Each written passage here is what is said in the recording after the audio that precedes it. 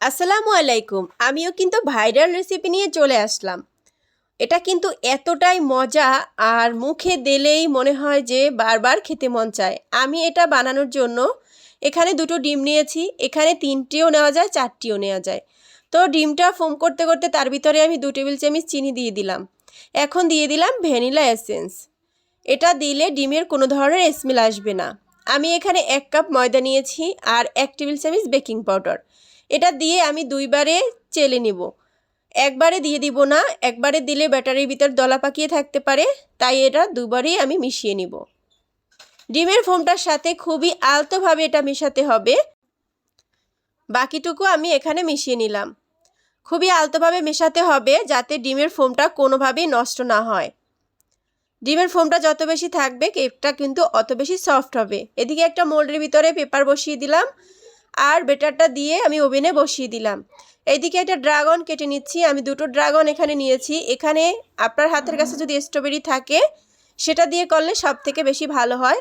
তো আমার হাতের কাছে ছিল ড্রাগন ফল, তো আমি এটা দিয়েই একটা জেলি তৈরি করেছি। ভালোভাবে জাল করা হয়ে গেছে। এদিকে কেকটাও নিয়ে চলে আসছি। এখন কেকটা ডিমোল্ড করার পালা।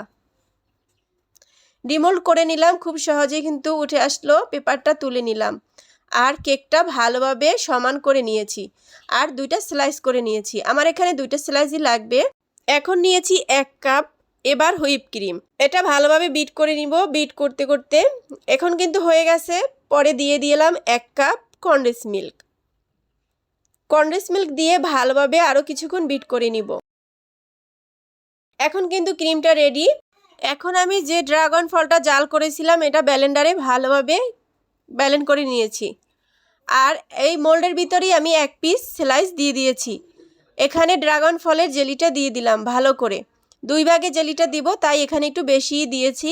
এখন আমি এখানে যে ক্রিমটা তৈরি করেছি সেটা দিয়ে দিলাম। ক্রিমটা ভর্তি করে দিয়ে দিলাম। উপরে আবার সেই জেলিটা দিয়ে দিলাম। বাকি যতটুকু জেলি ছিল সবটুকু এখানে দিয়ে দিয়েছি। এখন বাকি যে একটা স্লাইস ছিল কেকের সেটাও এখানে দিয়ে দিয়েছি। তারপরে 2 ঘন্টা পর ফ্রিজ থেকে নামিয়ে নিয়ে আসলাম।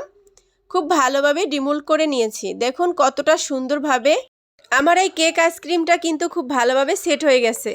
তো এখন পুরোটা আমি সাইড আর উপরেরটা ক্রিম দিয়ে কভার করে নিয়েছি।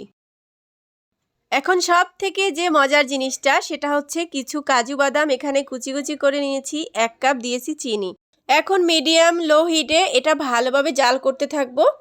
যখনই ক্যারামেল হয়ে যাবে তখনই এটা তুলে নিব। আমি কিন্তু এখানে একটা পেপারের উপরে দিয়েছি। আপনারা এই ভুলটা করবেন না, অবশ্যই একটা স্টিলের প্লেটে দিলে ভালোভাবে তুলে নিতে পারবেন। যাই হোক, আমি অনেক কষ্ট করে এগুলো তুলে নিয়েছি। আমার সবগুলি একটা বাটিতে নেওয়া হয়ে গেছে। এখন একটা পলিব্যাগে ভরে এরকম একটা বেলনা দিয়ে টাকিয়ে টাকিয়ে গুঁড়ো করে নিয়েছি।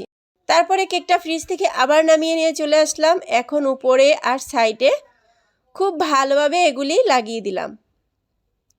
সবগুলো কিন্তু লাগানো হয়ে গেছে। আমি ফ্রিজে নিয়ে আবার রেখে দিয়েছি।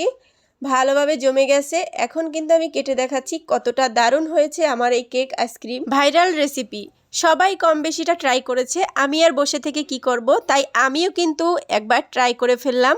আলহামদুলিল্লাহ, আমার এই কেক আইসক্রিমটা কিন্তু অনেক দারুণ হয়েছে। এটা মুখে দিলে বুঝতেই পারবেন না যেটা কেক খাচ্ছেন না আইসক্রিম খাচ্ছেন। এতটাই মজার একটা এই রেসিপি। আর আমার রেসিপি মানেই খুব সহজ।